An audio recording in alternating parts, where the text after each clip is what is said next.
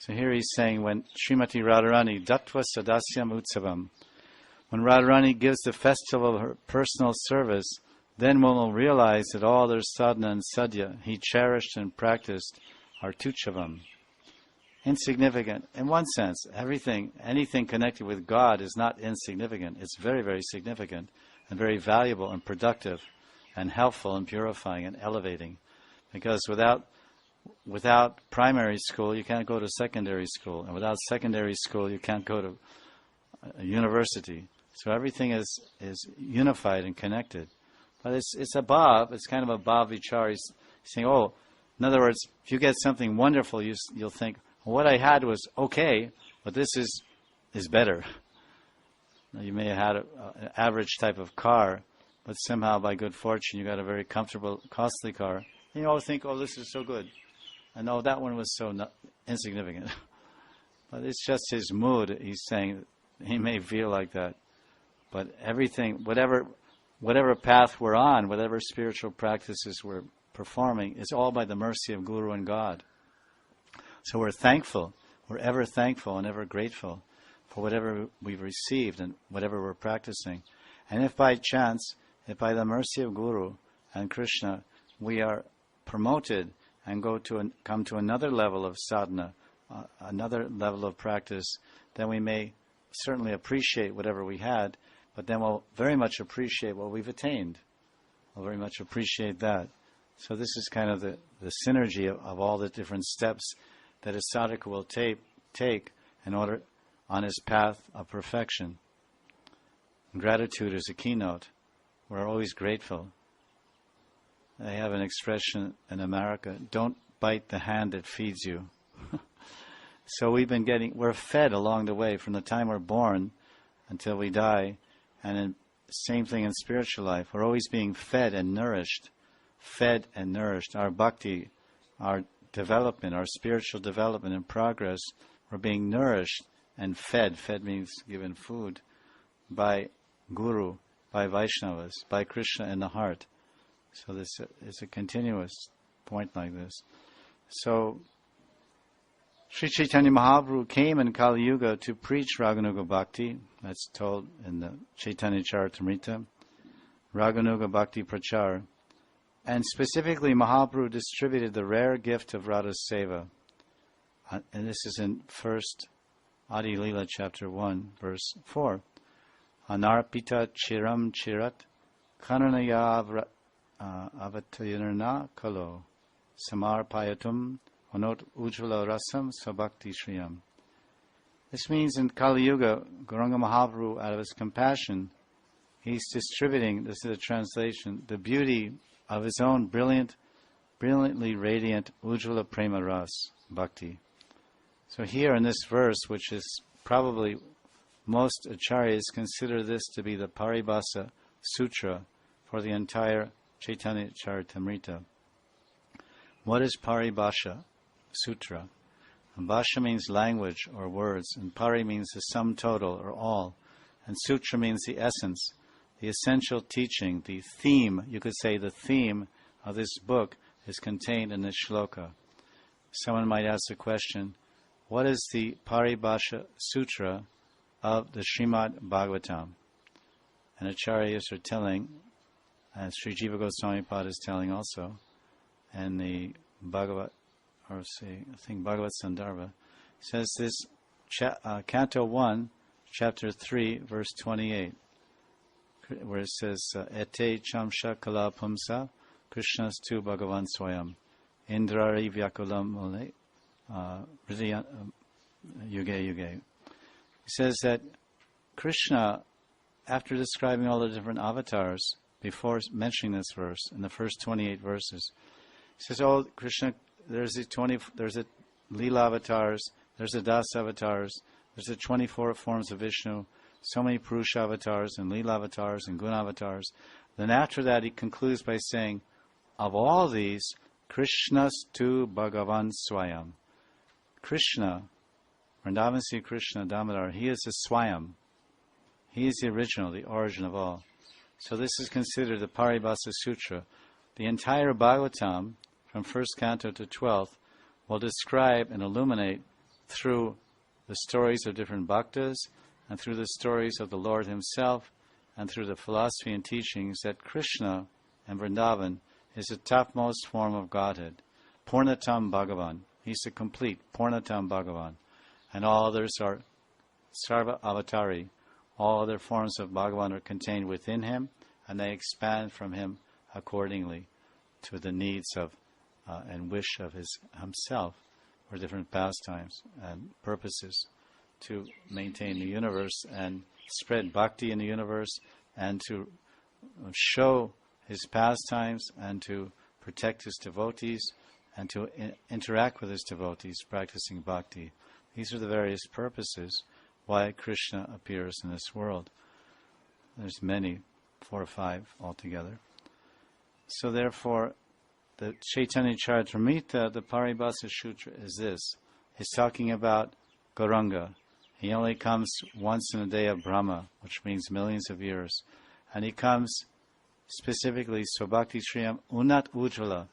Unat Ujjvala means Madhurya Bhakti. Some people say Lord Gauranga came to broadcast the 4 rasas of Braj, Chari Bhakti Ras. That's in the Chaitanya Charitamrita, that verse is there. But there are different explanations of that. He didn't really come to broadcast, he came to relish. With his different associates, he relished those rasas of Dasya, Sakya, Madhurya, and of course also Vatsalya. But establishing, this is his mission, and that's why all the acharyas, all the lineages coming from Gauranga Mahaprabhu, and all the acharyas are teaching and spreading this Madhurya Mahi Bhakti, Braja Madhurya Mahi Bhakti and Parikya Bhav of the Gopis of Vrindavan. That's why not only this verse 1:1-4 establishes the primary mission of Lord Chaitanya, Unat Ujjvala Rasa, to broadcast this, and he empowered all the 6 Goswamis and all his acharyas and Nityananda and Vaita, Gadadhar, all the different lineages coming from Gauranga, of the Gaudiya Vaishnava Sampradaya. They are broadcasting this. Then later, there's many verses to support this point, where he says, Gopi Angikara. Angikara means to accept. The Gauranga has come to encourage everyone to accept this. Of course, if one has that eligibility and has that great fortune within his own sanskaras and with his own basic inherent makeup. Every sadhaka jiva has his particular stahirati, and every sadhaka jiva has a spiritual form in Vaikuntha. And at some point he will understand what is his stahirati, eternal loving mood, and endeavor to find that. So those that are so very fortunate devotees in Gaudiya Sampradaya will attain this gift of Lord Gauranga, and some in a future life, we can't say.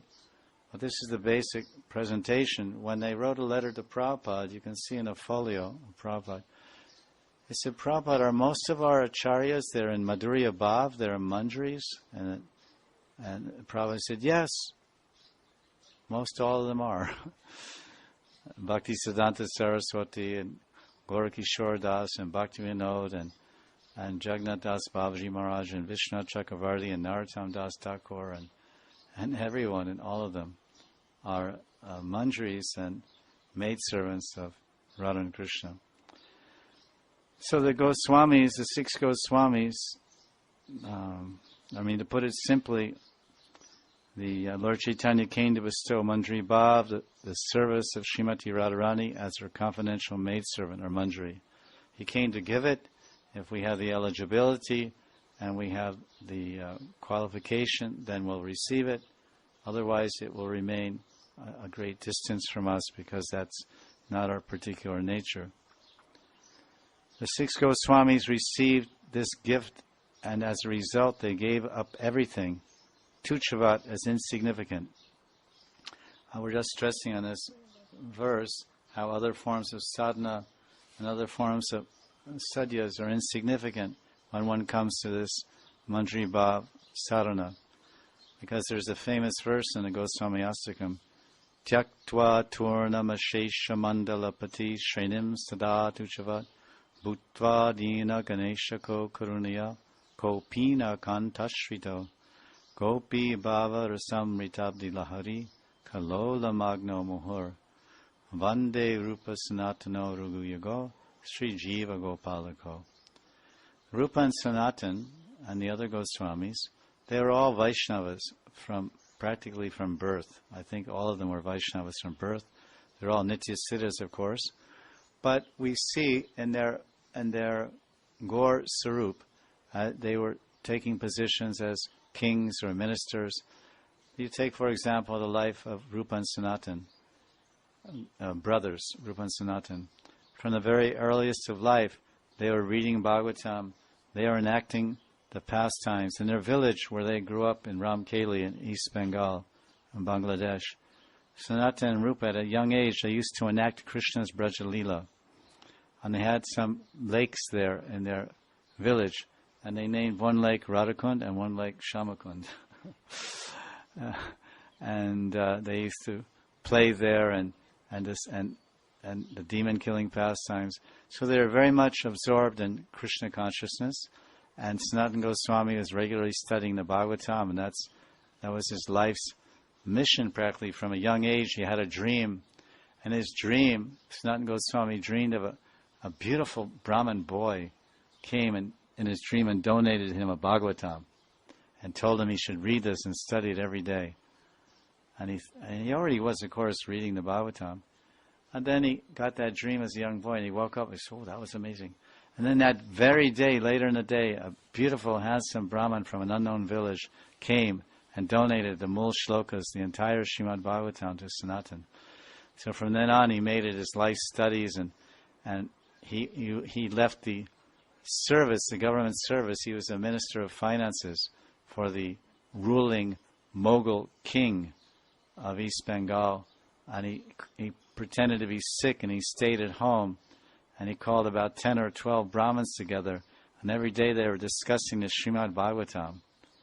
So he's a great worshipper of the Bhagavatam and following the Navavida Bhakti and Shravanam Kirtana Vishnu Smaranam of Bhakti. But then because they didn't know this is from birth, so they hadn't met Lord Chaitanya yet, and they hadn't been embraced by Lord Chaitanya, and they hadn't received the great gift, Anarpita Trim Triyat Karana Yavatirana Kalo, this Unat Ujvala, Savakti Shriyam Unat Ujvala Prem. They had not received that yet, that matchless gift. So they were following Bhakti and Sadhana. Then once they got that gift from Lord Chaitanya, then they became one in heart with Lord Chaitanya's heart, and one in mind. Sri Chaitanya Manobishtam Stapitam Yena Bhutale Swayam Rupa Kadamayam Dadati Swapadantikam. Rupa Goswami is glorified. Sri Chaitanya Manobishtam Stapitam Yena Bhutale Swayam Rupa Kadamayam Dadati Swapadantikam. Oh Rupa Goswami, you are Swayam Rup. You are the personified form of the beauty of Radharani. And the Swayam Rup, her Rupam, the form of Radharani's love, the form of Radharani's seva and Radhadasyam, and the form of Radharani's Mahabhav. You are that Swayam Rup. And Sri Chaitanya Mano Bishtam, you have incorporated, you know the heart's desire of Gauranga Mahaprabhu. Sri Chaitanya Mahaprabhu, Sri Chaitanya Mano Bishtam, Stapitam Yena Bhutale, Bhutale, among the living entities in this world, the human beings, you have established this Manobishta of Gauranga. What is the Manobishta of Gauranga? The Rupa Goswami established Chaitanya Charitamrita 1:1:4.